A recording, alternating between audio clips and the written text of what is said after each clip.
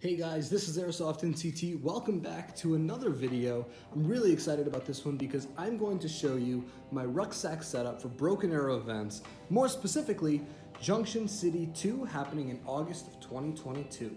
So let's get into it.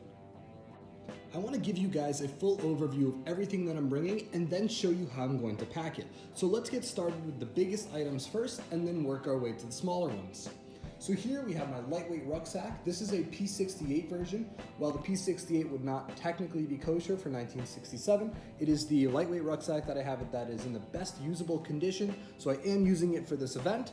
But on this P68, I have it lower mounted with two M56 canteen pouches on each side, holding an extra quart of water each. The next bulky item is going to be my Ranger roll. Now I did a video on this previously showing how I roll it and why I use it, so please do check that out, but my Ranger roll is next, as well as a standard poncho that I have, and then my spare clothing. Now in the spare clothing bag, I have a 1968 dated sleep shirt, a 1969 dated third pattern top, as well as matching third pattern pants. I have an extra pair of underwear and an extra pair of socks, as well as an extra undershirt.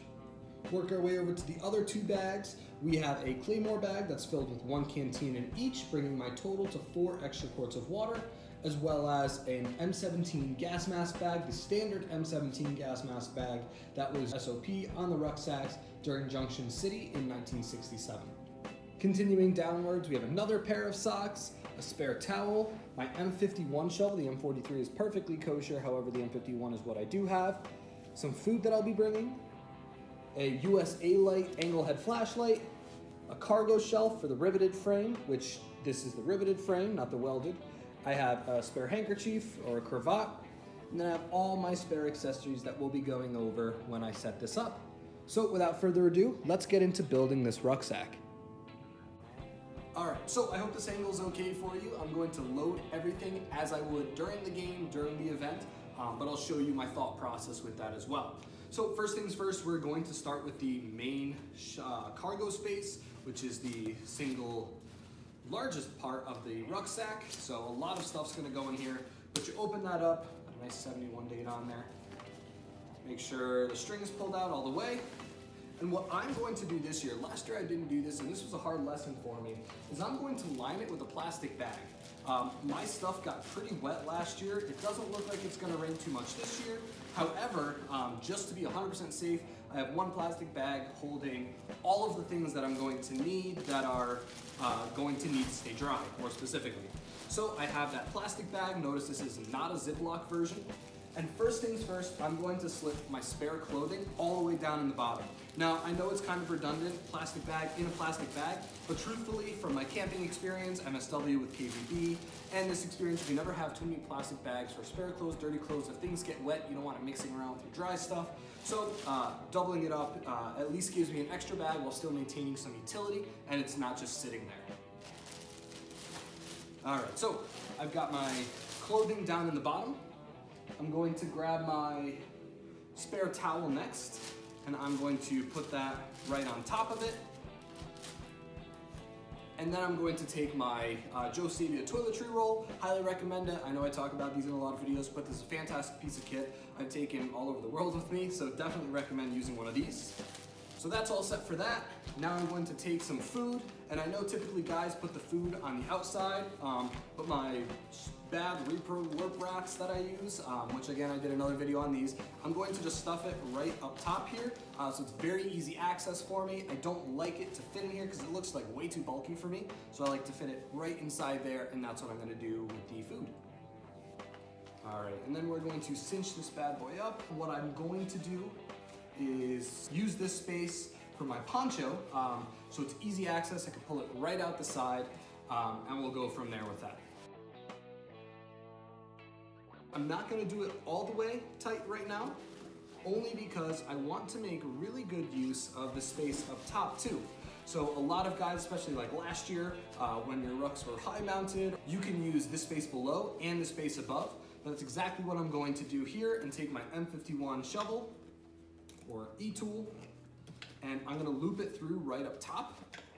And there we go, there's the other one. And now you can cinch these bad boys as tight as you want And that E-Tool, while it does have some side-to-side wiggle, you can easily access it without having to dismantle everything. So far, just the center part of the ruck is packed, but that is ready for us to go. All right, so now you're wondering, well, where am I gonna put the rucksack shelf? There's a couple places that I could put it. I believe for this year, how I want to set this up is right over here, covering kind of that middle horizontal strap, but right there, locked in nice and tight, so I can hang my sleeve system from the cargo straps and not have to worry about a lot of downward pressure on these straps. These are original straps. In fact, the only reproduction things on this rucksack are the shoulder straps. So I want to make sure I put as little pressure on these while still being able to cinch them really tight. So that's what I'm going to do with my sleeve system, my Ranger roll.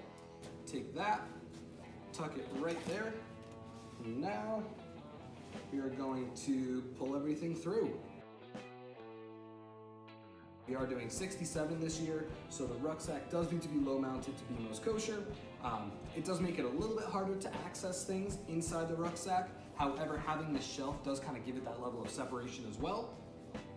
We're gonna cinch this one down, make sure that sleeve system is not going anywhere, and then bam, there we go. So far, we've got a pretty good looking ruck setup, but let's fill out the outermost pockets. To fill out these outermost pockets, I'm going to take all of my little miscellaneous items, stuff that in an emergency, in a pinch, I'd want to reach really fast, and then go from there. So I'm going to take, first off, my extra cravat, which I do always have one of these around my neck, around my head. So I'm going to take one of these and I'm going to tuck it into one of these sides. Same with my extra pair of socks. Now this is my second spare set of socks that I have on this setup. And I do that because you never know what's going to happen with your socks. They're probably going to get wet. So having two pairs of socks, one dry, one easy access, that's what I found that works for me. And we're going to continue on. This is some paracord that I have pre-cut if I need to tie a shelter with one of my ponchos, as well as another spare cravat in the package just in case that gets wet. So same kind of 2 is 1, 1 is none mentality with these socks. I have that with cravats. I'm a really sweaty dude, so having all of these extras just really ensures that I'll be able to keep the sweat off of me as much as possible. I have some foot powder. I'm going to put it in the center one, as well as my can of food. So again, I have soft goods. Now I'm putting some hard goods in here. And while it doesn't look the prettiest, I actually do have some extra room. So what I might do is take another can of food and put that in there. And now to this pocket. In here, I have 2 items. So again, we have soft, we have some hard goods in here. Back to soft goods, we have a spare sewing kit. I've actually already used this to fix the airborne liner on my helmet. So I will take that, I will stuff that in the bottom because that is a useful piece of kit just in case there's emergencies. And then I have a set of MRE items as well as spare batteries for my angle head flashlight. So again, 2 batteries and then the spare MRE accessories. They're not period correct, but they're very useful items. And I think reusing anything that you can and not just chucking it because it doesn't look the part, I don't think that's necessarily the best way to go about it. So I have some toilet paper and I have some matches and I take that and I put it in the same pocket. And again, that is just some spare items that I do have in case there's an emergency or in case we need it. So after that, we take my angle head flashlight and we're gonna tuck it into the pocket right behind. There is a lot of tension in this one because there's a lot of items in the bag and it's being held in by other things. So I have the angle head flashlight, I have that accessible if need be. Now, the last bit is a Claymore bag. So this Claymore bag is going to hang right here. How exactly I'm going to tie it, how exactly you want to tie it is completely up to you, but just for the time being, just to demonstrate for you guys, I'm going to have it hanging right about here. And then, last but certainly not least, I have my M17 gas mask bag. I don't actually have an M17 gas mask in here. Instead, I have airsoft related items. So I have a speed loader filled with BBs. I use .32s. And then I also have a magazine. This is a spare magazine. It works, it's a magazine, but I have it wrapped in duct tape. That bright green duct tape, the 100-mile-per-hour tape, only because this is an easy way for me to carry just what I need without having to carry a whole roll and still kind of having it be 2 birds with 1 stone. So I have both of these on my M17 bag, as well as spare eye protection and everything that I currently have on my packing table. And this is based on a reference photo that I did see from the 173rd.